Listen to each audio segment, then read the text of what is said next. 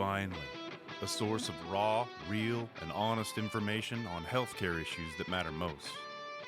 Welcome to BS Free MD. From the latest medical information to how to stay sane as a doctor or a patient, no subject is taboo, no BS is allowed. Now, let's welcome your hosts, Doctors May and Tim Hindmarsh. All right, this is a little different episode. It's actually an interview that I did with Daniel Wrenne, who is a financial advisor. He's, in full disclosure, he is our financial advisor. Well, he owns the company, but our personal financial advisor is one of his employees, but is in his employ. There you go. But he actually does financial planning for physicians and dentists, just to be clear. If you're not in the healthcare industry, if you're not a physician or dentist, you could still reach out to them. They might give you some advice, but just that disclaimer. So we will put the links to his website. It's Wrenne with a W, WRENNE financial.com, helping young physicians and dentists find financial peace in their busy lives. And the important thing to note about them, which I believe in, is that they're a fee-only firm providing comprehensive financial So they're not going to planning. sell you products. They're just going to sell you advice. Yes. Which is awesome. They have no vested interest. And we talked, this interview is actually pretty fun. He let me kind of rant and rave, which is great because this two of my favorite things, ranting. So did you share all our dirty little secrets of how we spend our money, or what did you? No, we talked a lot about principles of why do you plan? How should you spend? How should you essentially live your life?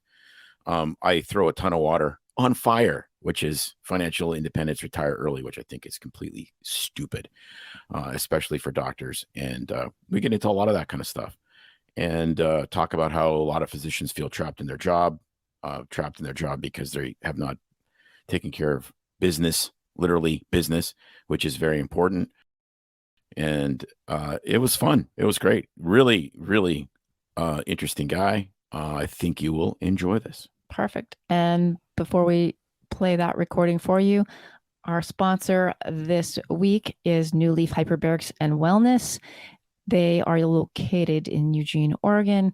I just posted, let's see, I'm not going to say the date because this is recorded, but this week about my sessions. Actually, I'm going there. So stay on Facebook and Instagram for my posts and updates about me using the hyperbaric chamber again to help heal my hip and elbow from my surgery. They provide red light therapy, massage therapy, as well as their hyperbaric chamber. And we really, especially me, I'm speaking for you, love the effects of hyperbarics on wound healing, orthopedic healing, but also wellness, as well as various other conditions. So check out New Leaf Wellness in Eugene. I'll put the link on the website and feel better.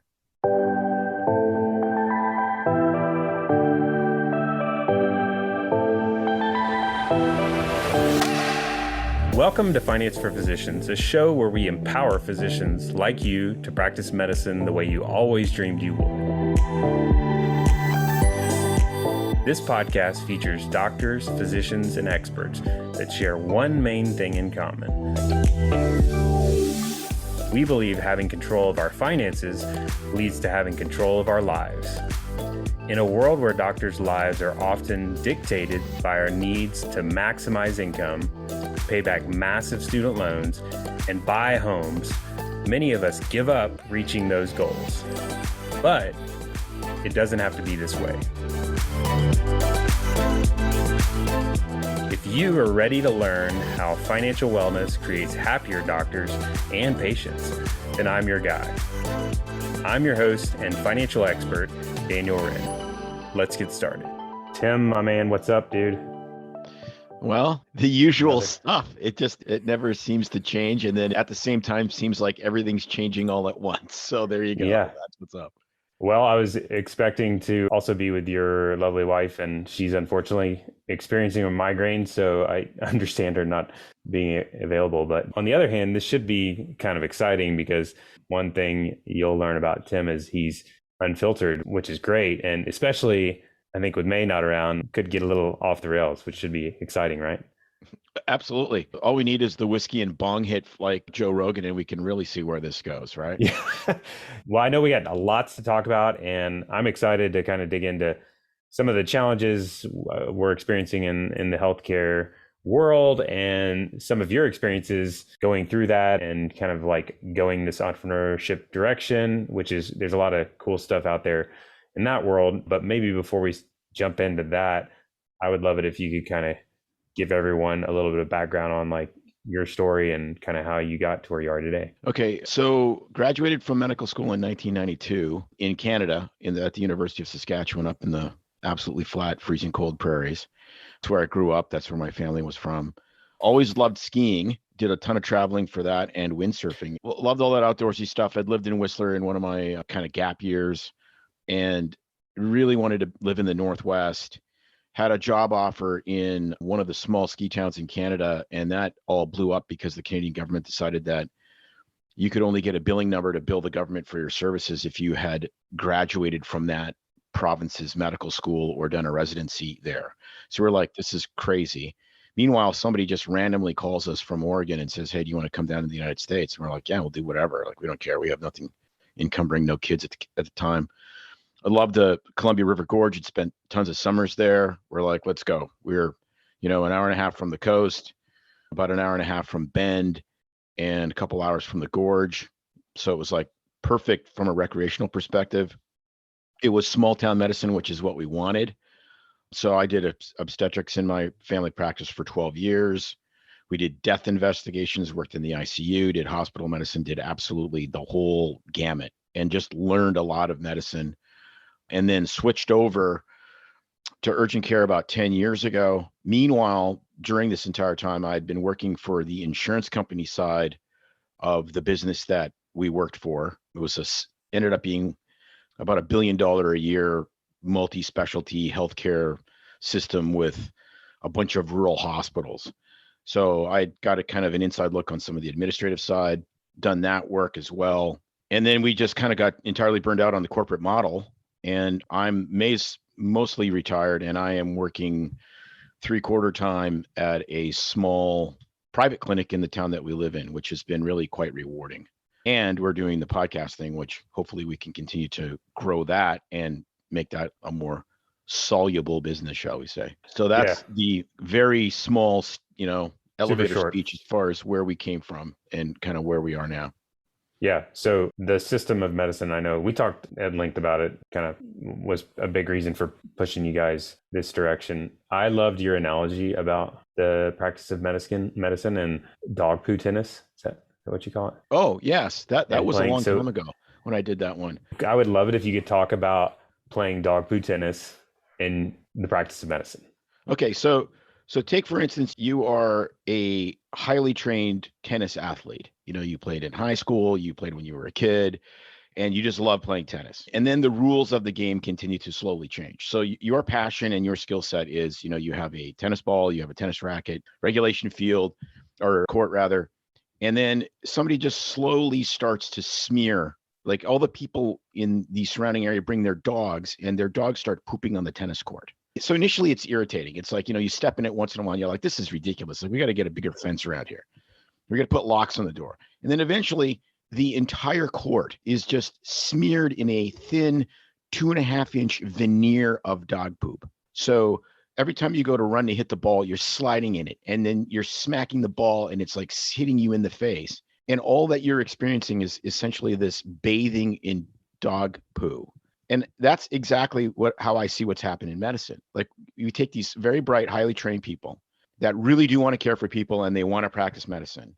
And then you start adding these encumbrances, and it happens very slowly until you realize there's way more dog poo about this than there is anything to do with tennis. It is just a veneer of, that sort of resembles tennis and has very little to do with the game that I was trained to play. And I see corporate medicine, and maybe it's just because I'm older and jaded, but I see corporate medicine is that's where it is now. Healthcare isn't healthcare. Don't go to a doctor for healthcare. Go to a gym for healthcare. You should go to a doctor for disease care. If you're sick, you should see a doctor. I have a tremendous friend who's a great mechanic. He works me in all the time, fixes what's wrong with my car, but I don't get him to teach my kids how to drive. If you want to learn how to drive your body, that's what gyms are for. That's what nutritionists are for. That's what reading books are for. That's not what doctors are for. But somehow we've made this thing healthcare, and we want to drive everything through this unbelievably expensive insurance system, and somehow, and then have me be the purveyor of health for patients that don't care about their health. Like, as a primary care doctor, like, I can't imagine anything more frustrating, because you're not solving any problems. It's like playing tennis in a bunch of dog poo. It's exactly what it's like. But physicians seem to have an extremely high tolerance for playing in dog poo. Well, I think that's a problem.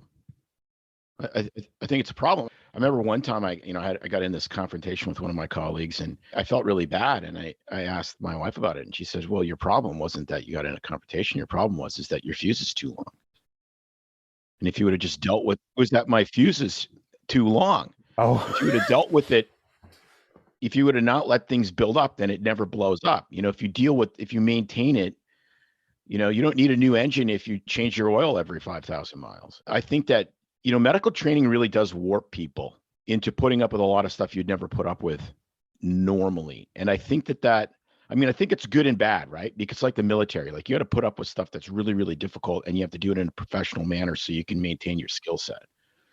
But at the same time, it makes a lot of people very driven by, I think, things that are unhelpful in really helping people, helping yourself, your family, and bringing, evolving the medical system into something that's, mutually beneficial to provider and patient. Yeah, and I think there's harm that happens. Not only, it's frustrating, obviously, to play in a game that's, nobody wants to play in a bunch of dog poo, but I think the other effect is that you come home and you're grumpy. I mean, if you just got done playing tennis in a bunch of dog crap, you're going to be like ticked off at the world. And then you come home to your family and you're going to be angry at them, or even the patients. It's going to be harder to provide care, and it's going to get in the way of doing what you kind of set out to do along the way. So there's all these like secondary effects, I think, of just this system of healthcare that we're in. That kind of, maybe do physicians, is that top of mind with physicians? Are they thinking about these like secondary effects that happen? Yeah, all the time. But it's ridiculous, right? Because, physician burnout is the big thing, right? One of the last big systems I worked for, they have a physician champion for burnout. And so, they put us all in a room, and they're going to talk about what they're rolling out in the, for the system in the next 2 or 3 years, what their 3-year plan is, and how all the doctors are going to be part of this. And they start talking about burnout, and they sit there for 5 minutes teaching you how to do meditation by like focusing on your breathing and your feet and the chair and all this. And I'm like, okay, you don't understand. Okay. This isn't that I'm stressed out because I haven't been financially responsible, or I'm having a fight with my wife. This is a systemic cancer inside the entity, and you are the purveyors of the cancer. Okay. So do you understand that? That is like, I got thrown in jail for a crime I didn't commit, and they throw me in the cell with the most heinous offender. And as he's abusing me day and night, they put a picture of a beach in Hawaii and tell me just to imagine that I'm there. I'm like, no, I'm being assaulted. Maybe you can put me in another cell. So the burnout thing is very egregious to me, because it's like the discrepancies or the problems that we bring up in the healthcare system are somehow the physician's fault, because we're feeling this pain. When in reality, I think that physicians have a tremendous amount to own, because we gave our autonomy away to government regulators and gigantic insurance companies. We did that. We did that for financial security, because we're not generally, as a group, very savvy business people. So we have to own that part. We have to own the part that we married the alcoholic, because we did. I remember early in my career hearing these guys talk about, cutbacks from Medicare or the federal government or whatever. And I'm like, well, we've just made ourselves drug addicts for public money. That means that we're going to be doing what they tell us to do. We're the ones that went to medical school. We're the ones that own the knowledge of how to treat patients. We're the ones that are the only people that can bill for services. You have to be a medical professional to bill for services, which then flows through the system. You have to be a physician or a nurse practitioner or a physician assistant or a physical therapist or somebody with medical training. And yet somehow we gave that unbelievable amount of power away to economic interests so that they would pay us and we wouldn't have to worry about it. Do you think most physicians agree that the healthcare system's all jacked up? Well, of course, virtually everybody. So like that seems to be the consensus. And like you're saying, there's a huge number of physicians and there's a collective, huge, massive amount of power with that group. But yet, and I think if, for instance, if somehow we could get everybody on board with just being like, let's go do a new system or whatever, like solve the problems, at least that would be a huge potential leap forward. But right now, everybody acknowledges the problem and nothing's changing. It's like they're just working within the problem, and it doesn't seem like there's a lot of cooperation or like banding together of like, and you would think that there would be because of such like the groups, there's a lot more power within the group, right? Well, right. But there's going to be multiple solutions to this problem. And the last group practice I worked for, literally one of their practice locations had a picture of Fauci up on the wall that said, "In Fauci we trust." So I'm a free market, mostly libertarian guy. I mean, I can't countenance teaming up with somebody with those kind of, like with that kind of just what I would call vacant, zero thinking sort of attitude. And that's the problem. I mean, politically for physicians, we're all over the map. You have very entrepreneurial people, which tend to be more conservative. You have people that are absolutely staunchly socialist, that the system should be a single payer and it should be the government that's the payer. So when you say team up and solve the problem, well, the solution to the problem is entirely different depending on kind of which one of these political factions you're in, right? So, I mean, I sat down on a radio debate with somebody and said, we don't have a free market healthcare system. That's why it's expensive. And he thinks we do have a free market healthcare system, and that's why it's expensive. And it should be 100% socialized. So we practiced in the same medical community, and I sent him patients. He was a great referral source. He was a good guy. But I mean, so I see a couple different ways of solving this, because the key is really two things. Number one, it's decentralized power. So the power has to be away from federal regulators and gigantic business interests, which would be big pharma and big insurance. And thirdly, the big healthcare entities. So you have to decentralize power. That means small physician practices, maybe 100, maybe 5, depending on the community. And you're going to have a free market side, which works, I think, very, very well in primary care, which would be things like direct patient care, direct primary care, some direct specialty care. May and I interviewed a rheumatologist that does direct specialty care and is very successful at it, loves it, works on his own terms, doesn't deal with insurance companies. Then the other thing that you have to do, and I think there's always going to be a publicly funded side to this, and I think that I think at least politically, there's no way we're ever going to get away from that, and maybe we shouldn't, is you need physician unions. As much of a non-union guy as I am, if you want to decentralize power and put power back in the hands of doctors taking care of patients, there's a place for physician unions. And we actually did an interview on our show. It's the single longest BS Free MD interview. How long was it? It's almost 2 hours. Is with, it might be over 2 hours. I can't remember. It was a while ago. So it was over a year ago. We drove May crazy because this guy was just great. And again, politically, we probably don't agree on a single thing, but it was very fascinating because how he got into union organizing for physicians was he's like, why am I going to argue for money for rich people? Like, that just seems dumb. That was his thinking. And then he started interviewing doctors, and they said, no, we need our power back so we can take care of patients the way we think is right. And he said every single conversation he had with physicians interested in unions was all based on patient care, not on their financial interest. And he said, I have to be part of this.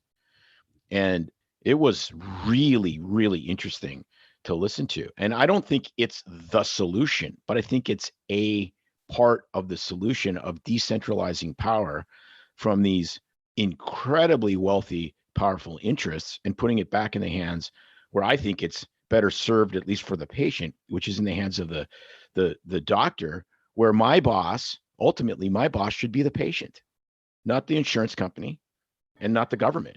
Yeah, that's, like you said earlier, direct primary care is I think the best example of current system where the boss is the patient, because you've cut out all the middlemen and no insurance. no hospital system. You're just like patient pays provider and provider provides service, and patient pays as long as value is greater than cost. And it's pure and simple. And I think in our families that we work with that are in that model love it, and they're not burning out or hating their work. And it's the complete opposite. But I think that's a very good example of like pure entrepreneurship. You're not only are you starting a practice, you're starting like a non-traditional practice, and you're kind of part of helping to solve the problem.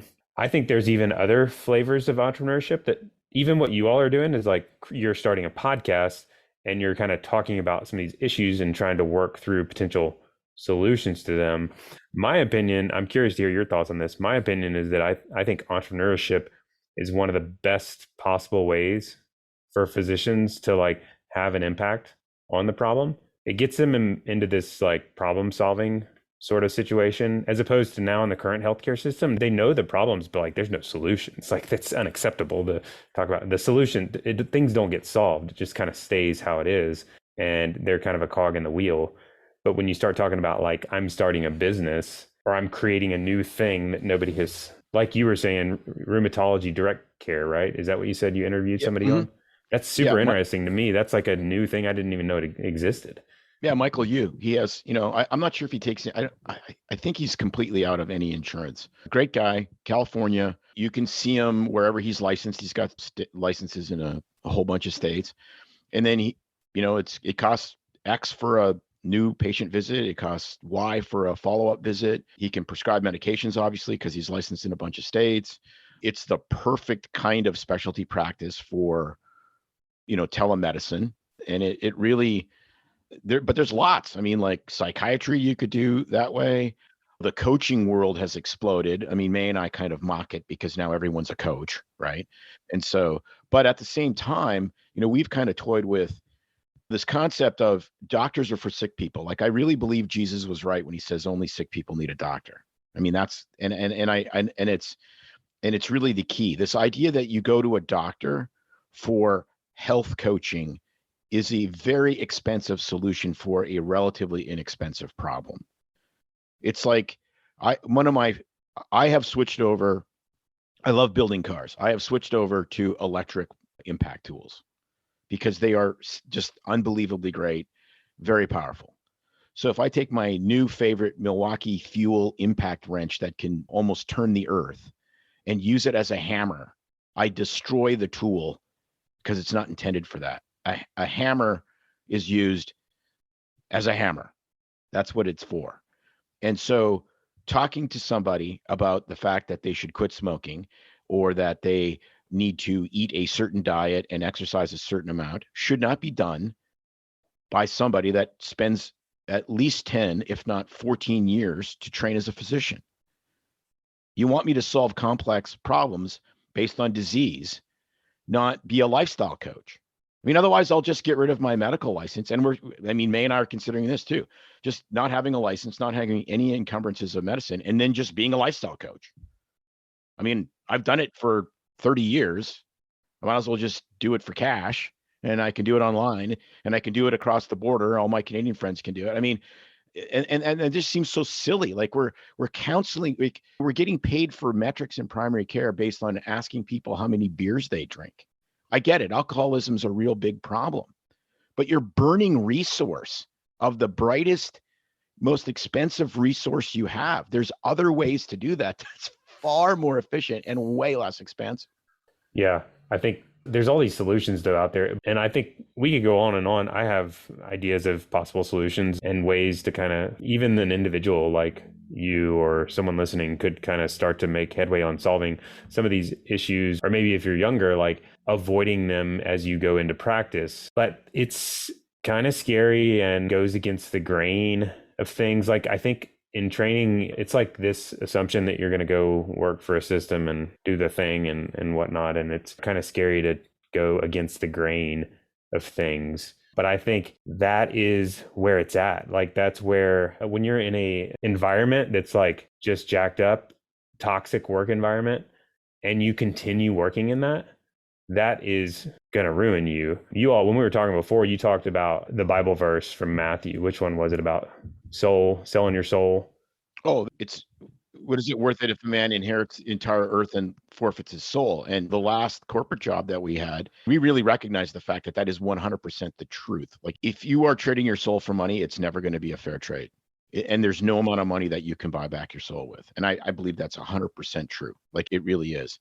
And so you will turn to other soul crushing activities to try to blunt that reality, like whether it's drugs or alcohol or illegitimate relationships or all the soul and mind numbing things that we do to try to escape our realities.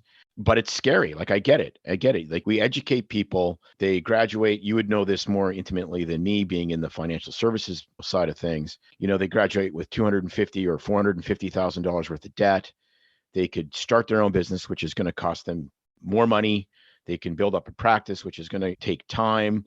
So you're kind of mortgaging your future on a time respect, or you can just go sign up for a company and live like a resident for a few years and pay off your debts and et cetera, et cetera. And maybe it's worth it for a while. But I mean, I've known lots of people that are stuck in jobs they hate purely because they got the payoffs from the government to go to a rural area to practice medicine and get their loans paid off. Yeah. And, you know, they entice people into like 10-year contracts. Like, like don't sign a 10-year contract. That's so long. 10 years, nobody knows what they're going to be doing in 2 years, much less 10 years. Yeah. I mean, we were fortunate. We stayed in a place and raised our kids and for 3 decades. But I mean, that is not the norm. And I have no idea really. We have an idea where we want to live. I have no idea where I'll be living in a year, which is awesome. What would you tell, say one of your children is starting in practice, or maybe before that, maybe they're in medical school and they're like, hey, Dad, what path should I take in this healthcare system? I want to be a physician. What would you tell them? Well, I would say just keep your eyes open and understand exactly what you're getting into. So there are advantages to being in a big system because it's guaranteed income. You're not having to do the administrative load. You're not having to hire and fire people, but you have to live with all the choices that people that don't have your training are making for you. So that's an issue.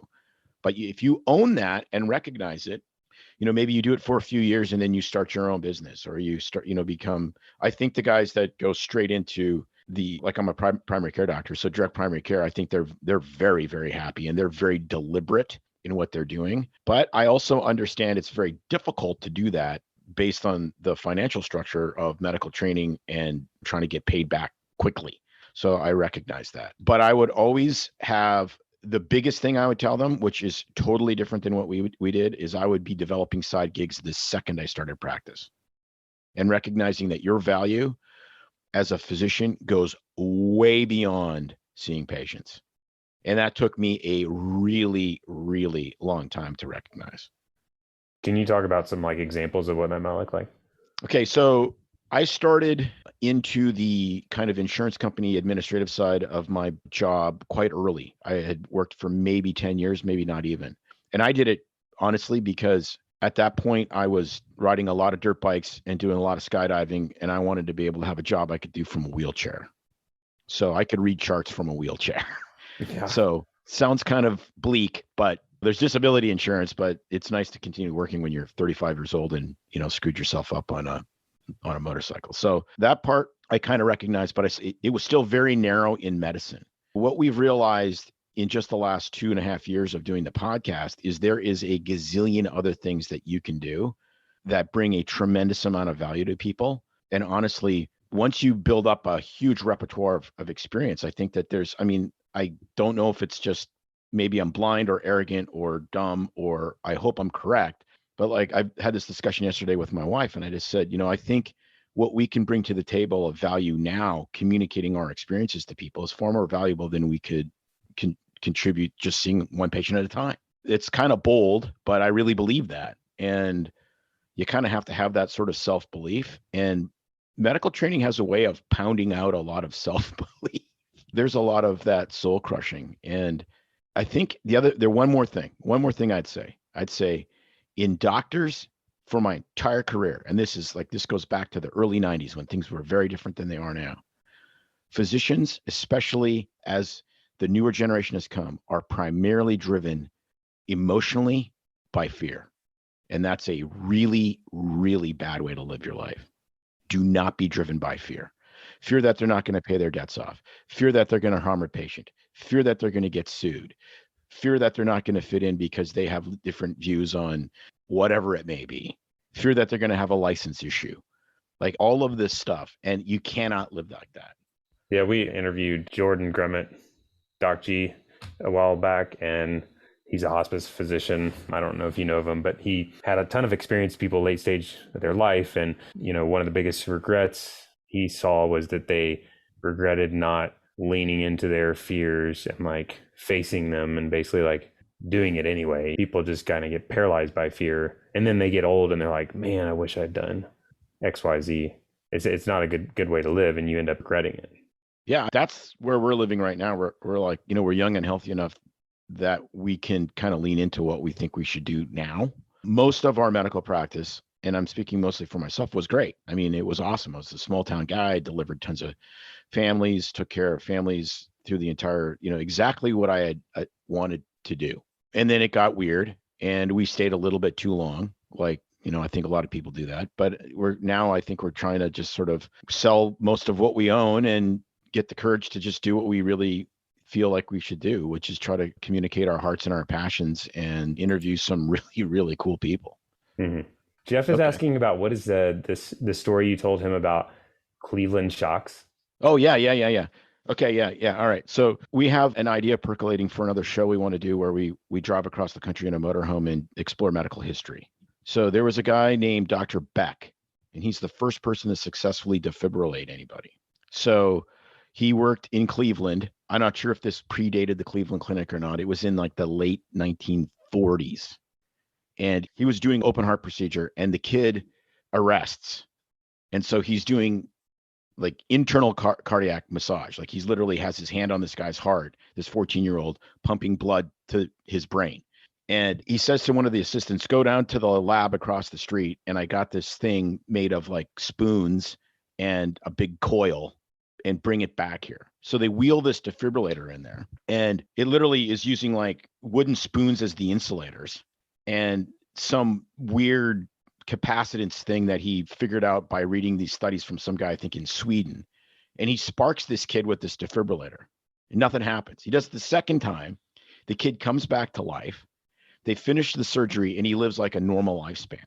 This is the first person. So you think of that, you think of the courage. Like you think in our healthcare system, would anyone have the nards to be able to like get this thing he was working on in the basement of some lab to cardiovert somebody and say, I mean, cardioversion saved Damar Hamlin's life 2 weeks ago.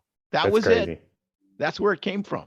Isn't that nuts? That is nuts. Yeah. I mean, that's innovation, and you got to be courageous. And I think the healthcare system kind of like just drives that away. Like it's not a healthy, innovative system where you can you can come up with ideas like that. At least I can't think of examples of people doing that today, which is unfortunate. That's why the true innovations in healthcare is not going to come from the healthcare system. It's going to come from completely outside. It's just like, if you look at, what are the innovations in music production? It all came from the computer industry. It came from somebody completely out, because, who would have ever thought of just using algorithms to interpret music and then edit it, and when they were using tape for a million years. So that's just the nature of innovation. Yeah. So going back to your soul and losing your soul, and I think that's an important point, because I think people in the moment, I don't think people are like, yeah, I'm losing my soul. I think that's kind of there's possibly a lack of awareness of maybe you being in conflict with your ethics or your values and doing things that you don't think are right, but you're just doing it anyway and not really realizing it. But I'm curious, like, how do you know when you're in conflict there? Like, how do you know if you're doing something that's basically like going to cause you to feel like you're losing your soul? Well, I think it's really, really difficult. And I think it's especially difficult for people with a lot of training, because you fall back on your training and it's not introspective training necessarily. And, the other side of that is you can navel gaze so much that you're worthless to everybody. So there's a point that like life is painful and there's going to be a certain amount of discomfort, but that discomfort should be like running a marathon where it's like, wow, that was really cool. I'm glad I did that. And so I think you have to look at the things around you. So if you want to know what you care about, look at your bank account, and for me, my garage. That'll tell you 99% of what you need to know. And I think that's the same thing with regards to these soul activities. When was the last time you did something that made you feel really alive? That's the question I would ask. That's such a good question. Was it going for a run? Was it taking your kids to Disneyland? What was it? And then the next question is, what was it about that did that for you? So what was it for you? What was the last thing that you did? Well, generally speaking, on a day-to-day basis, it's largely working out. I mean, I don't necessarily work out so much for vanity reasons. I work out for two reasons: to not be completely insane, only partially, and to be able to have enough athletic reserve to do the other activities that I like doing, like water skiing and downhill skiing and so forth. So there's that. And then when you think of other outside activities, I mean, I had the perfect life, not perfect, but when I was the most balanced as far as work and doing other stuff, my wife gave me Fridays. I had Fridays off, and I would get up in the morning and I'd go water ski for an hour, hour and a half. Sometimes I'd ride motorcycles, and then I'd go and do 5 skydives, and I'd get home at 5. Kids come home from school. I'm perfect. That was like perfect. And that's like very rewarding. You feel I don't know if happy is even the right word. It's like joy. Like you feel like you're living out your values and being the person you're meant to be. Right. Because we've mentioned it several times on the podcast, this Oprahification of the world, where, your job is supposed to, like, you speak to the universe speaks back to you, and you get this perfect job with tons of money and all this balance. Well, that's not life. I mean, I think that's just ridiculous.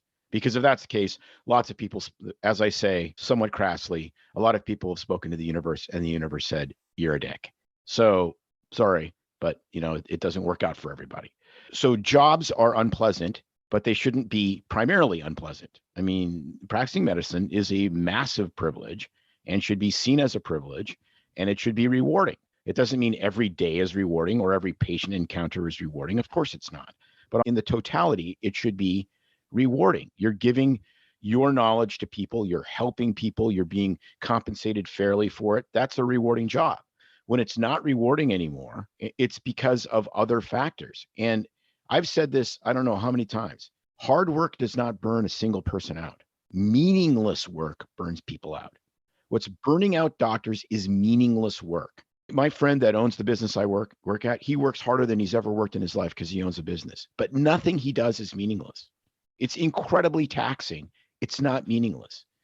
Ticking a gazillion boxes so the insurance company is happy, being on the phone to make sure that I can get a CT scan for my patient that I absolutely know needs the CT scan, that's meaningless labor. And that burns people out.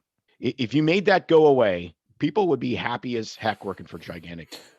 Yeah. How often do you take a look at what's going on in your life and take kind of like an inventory almost of like, is the XYZ thing, like, is that, in good connection with my values and my purpose? Because I think the challenge in healthcare, or really in anything, is that you get in this autopilot groove of just grinding it out and working a million hours. And you don't have this introspective thought exercise of like, was I getting joy out of that? Like, is this in conflict with my values? Am I living into the person I want to become? And it's almost like a muscle you got to work out, right? Like, yeah, now I think about it almost every day, because we're actually in a very challenging point of life, which is we're in a transition. We're in a transitionary period.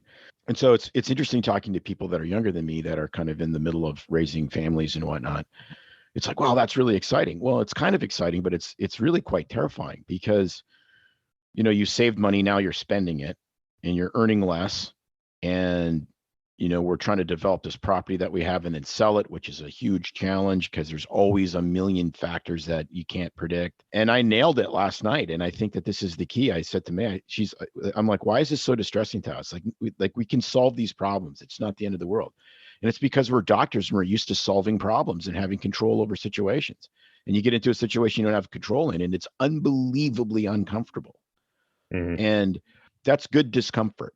I think it's super duper healthy, because that's working out, that kind of discomfort where, you just lean into it and you go, okay, well, what's the next step? And then you just do the next step. So I think about my life inventory now at least a couple times a month, if, in more detail. And I talked to it with May a fair bit. And the other thing that's really, really important is you got to have relationships completely outside of medicine where you can bounce some stuff off of people. Like true relationships where you're actually vulnerable and you can speak truth and all that. Exactly. Like I have one friend where we've had these kind of conversations for 20 years or so. And it was really cool because I texted him and I said, I think I finally realized that I'm actually more of a creative than I am anything else. And he said, dude, I've been telling you that for 20 years. Good thing you finally listened. Yeah. Part of why my ski trip was so fun. First of all, I love skiing. And I was telling you, I got back at 8:30 this morning in the airport. I flew overnight. I skied yesterday, flew overnight, red eye, and then came back at 8, drove in at 8 just to come to my first meeting. I love skiing and I love the experience of like nature combined with like the athletic activity and the challenge of it. I mean, all parts of skiing I love. But then on top of it, like this trip was a group of guys that have like super deep, open, trusting conversation. And we had a ton of like super great conversation. And it just made it a fantastic, and it was only like 3 days, but it was an unbelievable trip because of all those factors. And so I think of that as like an example of if I'm looking back at my time, because time is a big component. It's like, what do you use? Where do you spend your time? Where do you spend your resources? That's like a win. That's like a doing what I need to do. But in other instances of my life, and I'm sure everybody has this, you look at it and you're like, that's the complete opposite. Like, that's soul crushing. And there's probably a lot of stuff in the middle, but like just the act of taking that time to review a little bit, and it doesn't have to take hours and hours. How long does it take you to review do you spend an hour a month? Well, I think a lot of it is more not really unconscious, but it's more like I'll be out running or doing something and I'll be thinking about, is this the right thing to do? Or like, are we just completely insane? Like, should we just get normal jobs and work for 10 more years? And then we're like, no, can't do that. My wife's like, I'll work in Starbucks before I would ever feel like I felt before.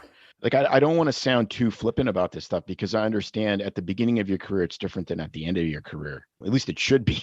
Hopefully it is. And so Joe Rogan talks about this reaching escape velocity, where you can kind of be free to say and do whatever you want, because if they take your job away, it doesn't matter. You don't need a job.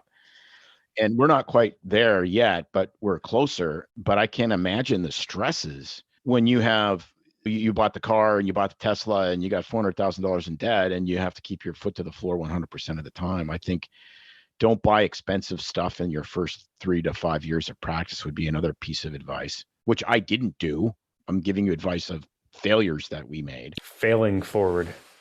Yeah. That's a really, really important concept because you might not like it. And there might be way more satisfying jobs for you inside medicine, seeing patients that are just outside of the more lucrative, gigantic system. And I think you have to leave that door open. You should be happy most of the time. You should go on a trip. Here's another thing. You should go on a trip, or if you're a tennis player and you play tennis every Thursday afternoon with one of your friends, that should make you feel good that you produce something at work and now you get to do this thing that you love. If you feel like that, you're mostly balanced. If you're into the second serve of your game and it's like, oh crap, I got to go to work again tomorrow, then you got a problem. Or if the only activity you do is going to the bar, that's probably an issue too. You should be like, man, that was a super hard day to work today at the ER. I had 2 patients that were intubated and I managed them and I got them sent off to the specialist and I helped and man, I don't want another day like that for another 2 years, but wow, was that cool that I got to do that. That's where you want to live, because you don't want to live, like having an easy life is dumb. You don't want an easy life. What it really comes down to, a lot of this is like spiritual or philosophical, however you want to put it. It's really meaning, and meaningless tasks, especially that get in the way of really meaningful tasks. That is almost an impossible thing psychically for us to figure out. That's the problem. Yeah. And I think there's a lot of people that don't feel like you were just describing about their work. They're just like, they come home and they go to the bar, or they come home and they're playing tennis and it's bogging them down and they're like, I gotta go do some work stuff or whatever. And it's definitely causing problems. But I think there's a lot of paralysis around dealing with that. And so this is where I think money can possibly be, there's a lot of factors, but money a lot of times comes into play. And it goes back to, like we were talking about, fear usually is the underlying issue is there's this fear of not making change, which could potentially cause financial instability. And especially if you've kind of gotten used to this lifestyle with the high paying job. And so at that point, it's like paralyzing almost to even consider a big change when you're in this chronic environment. But at the end of the day, like, you have choices, and I don't think money doesn't directly buy happiness. Like, a lot of people think that the money is the solution. They're like working through this train wreck job situation so that they can get enough money to go do something else. But that in itself doesn't solve the problem. I think you don't have to be financially independent to say no to a terrible job. Exactly. But you have to, I have this affliction. It's called old cars. And like I told May, I mean, the thing is, why do I do the hobby? Because it makes me happy. I share it with my friends, and I've done it since I was a teenager. But if I knew that I was going to be 15 times more satisfied with my life by getting rid of that hobby, then you just get rid of it. But most of us don't want to take the time to look at it and go, well, what if I got rid of this? Like, what if I took the 4,000 square foot house and lived in a 2,000 square foot house and moved to a slightly less affluent neighborhood and drove 10-year-old cars? If I did that, and that freed up the cash to have a different job that I really was satisfied doing, why would that be bad? Like, it's not bad. It's an absolute net benefit. And your kids don't care. They don't. They want to know that you're there. They want your time, and they eventually want to, have relationships with other kids. Not everyone's kid is like my son, who, when he was 8, said, if you're not going to take us to Disney World, why did you have kids? Oh my gosh. Wow. So yeah, and that I was like, he is a genius, though. He's an aerospace engineer, so something turned out all right. So. He was already thinking. Yeah, way ahead. That was the same kid when we read the Bible verse about you can't serve God and money. He started weeping when he was like 6. He's like, I really like money. Oh, you serious? Well, most people don't go through that experience until they're like adults. Yes, exactly. A very mature thought. Yeah, it was. Well, he's always been sort of the old soul in that regard. So it's kind of interesting. So work-life balance doesn't exist. You just try to get closer. And when you get it, you'll get it for 2 seconds, like walking on a tightrope, and then you have to get it for another 2 seconds. But it can be pursued, and it can be better. And medicine should be satisfying. We gave up way too much to do it, to not be satisfied by trying to help other people and build something of benefit and reputation and all of these things we went into medicine in the first place for. Last few minutes, I want to kind of shift gears a little bit and talk about like your experiences with following more of your purpose and like, meaning and what we were talking about. And it seems like you're, pretty well in tune with that. And I'm curious to kind of hear, like, what does that look like now? Like, how are you following through with that? And I know the podcast is such a great vehicle to kind of help. It's one of the avenues to potentially use to do that, but maybe we could talk about that.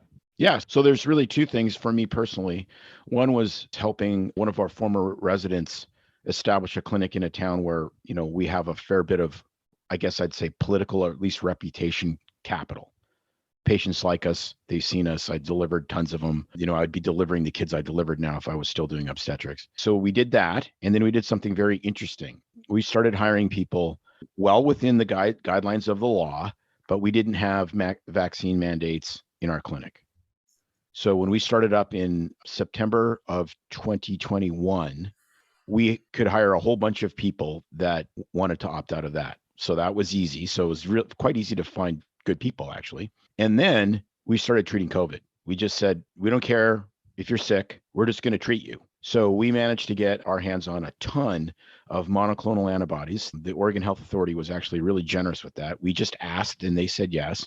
And we became kind of this startup de facto COVID treatment center, treating people with, EAU, approved medications, didn't have to go, off the reservation on other stuff, told people what nutraceuticals to take. And we treated about 1,000 patients in a town of 10,000 people. And that was fun. That was like, you're feeling good about work. Right. I mean, we've talked about this. May and I have talked about this extensively. I mean, it's like, this is a worldwide pandemic. This is my Normandy as a doctor. And I'm just going to sit in the duck boat. No, this is when we're supposed to go out there and dodge bullets. Yeah. Fun is probably not the right word, but it was satisfying.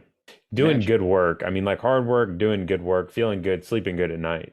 Yes. So there was that. And then the whole entity of the podcast has just introduced us to people that have completely changed our outlook, not so much on like our core principles of how we live, but have reinforced those and really taught us that there's other things that we can do that bring value.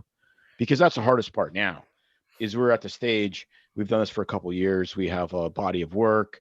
We have people that listen to us regularly. We have people we're trying to get to listen to us, but we're still in the stage where getting this to monetize it to essentially replace our income is, that's the challenge. The business side, which we are not savvy at, is kind of where we're entering into now. And that's, it's a little scary, but we're doctors. We got licenses. You got a backup plan. If things go horribly wrong, I could do locums for a couple of years. I mean, the world won't end.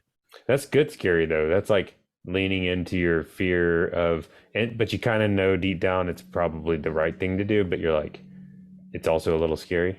Yeah, I think so. I mean, I am so convinced about a couple of ideas that we have for shows that we really have to just push. Like you do it, it's weird, but I learned this literally the first or second day I was an attending physician, which is when you start something new, even if you're the most well-trained guy in the entire world, when you're on the sharp end of the rope, you have to pretend that you're a doctor. That's what it feels like. You've got the credentials, you've got the training. They tell you that you can see patients on your own. But when you first start, you feel like you're pretending, and that's okay. So I'm just going to pretend like I'm good at talking, but that's what it feels like. And doctors are terrible for imposter syndrome because we've always been told you got to fit into this mold of doing what you're told or you're going to kill people. And most of the time that's absolutely correct. So it's not a bad thing. Yeah. Do you wish you had made some of these shifts earlier? But yeah, 100%, 100%. We bought our forever house when I was not mid 30s, but we stayed in it forever. So that probably financially worked out. But I would have left corporate medicine way, way, way, way earlier, like at least 10 years earlier. It would have been a bigger risk potentially, but at the same time, now I had 10 years of accruing, potentially a business, potentially in a business with enough different arms of income that you have more passive income. That's for sure. 45 would have been the perfect time to pull the ripcord and say, I have a whole bunch of training and I'm valuable. Yeah. But you get lazy. Medicine after 15 years is not as challenging as it was, when you're 5 years into it and you punch the clock and you know what you're going to get paid and it's easy to take nice vacations. And as I would use in my biker terms, I should have nutted up way earlier. Mm-hmm. Yeah, right. I mean, but it's a hard decision in the moment. Right. And if it would have catastrophically failed, I might have told you that I made the right decision now. So you don't know. I mean, but failing, that's the thing. It's not really taught, and a lot of these principles are not taught in medical training at all. It's one of my favorite books is called Failing Forward, John Maxwell. And it's just this basic entrepreneurship concept that like failing is a good thing. And it's one step closer to where you want to go. And so the faster you can fail, the faster you get to this place of solid. Yeah. And it's, I heard another really interesting, I think it was Glenn Beck who's talking about this, who is LDS. And he goes, how come so many Mormon men are successful at business? And he said, it's because they know that no is just no for one thing. It's not no for the rest of your life. So when you've knocked on a whole bunch of doors and 80 of them are no, and one is yes, you realize all you need is one yes. And in business, that's absolutely true. You don't need to be successful at every business idea you have. You have to be successful at one and then make that more successful. And that's super, super powerful. And it's weird because, we've got to a place now, we've asked the weirdest people for interviews and they say yes.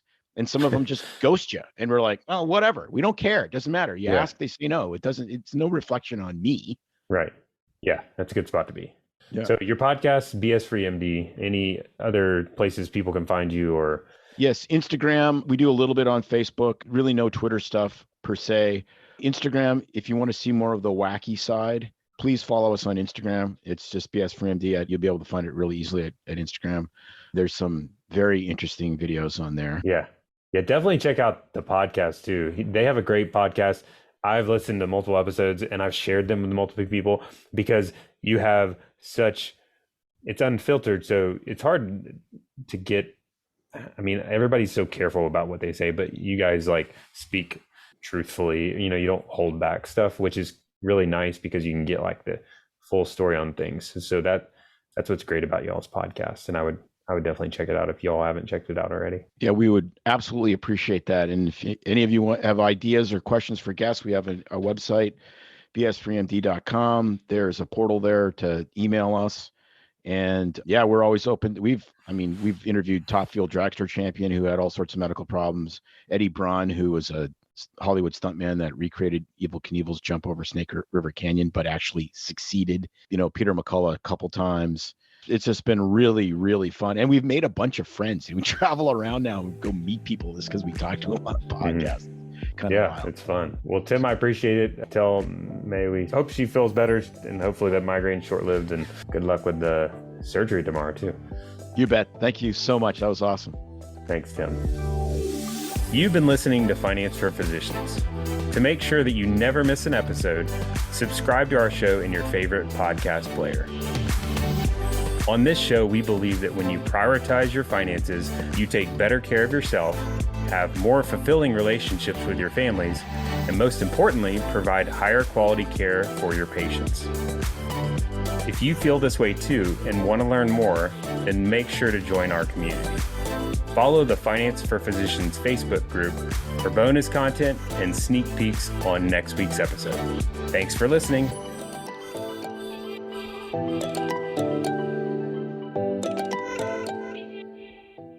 Support for KRVM from New Leaf Hyperbarics and Wellness. Hyperbaric oxygen therapy is a non-invasive treatment that strengthens your body from the inside out by saturating your body with oxygen to promote healing and growth. Whatever your age or lifestyle, research has shown benefit from professional athletes to stroke or COVID recovery patients. Located at 1200 Executive Parkway, you can learn more at newleafeugene.com. Heal, build, and thrive with O2 for you. It's no secret that medicine is a bit, uptight. That's why Tim and I created BS Free MD, to mix things up a little and have fun in the process. Besides, we are having these exact same discussions all the time, so we thought we might as well invite everyone to the party.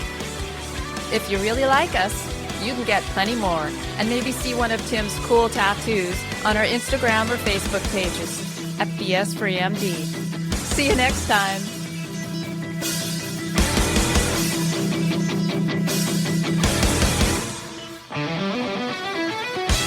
While we try to keep BS Free MD as raw and real as possible, we can't be held responsible for any medical decisions or discussions had as a result of what you've heard on the show.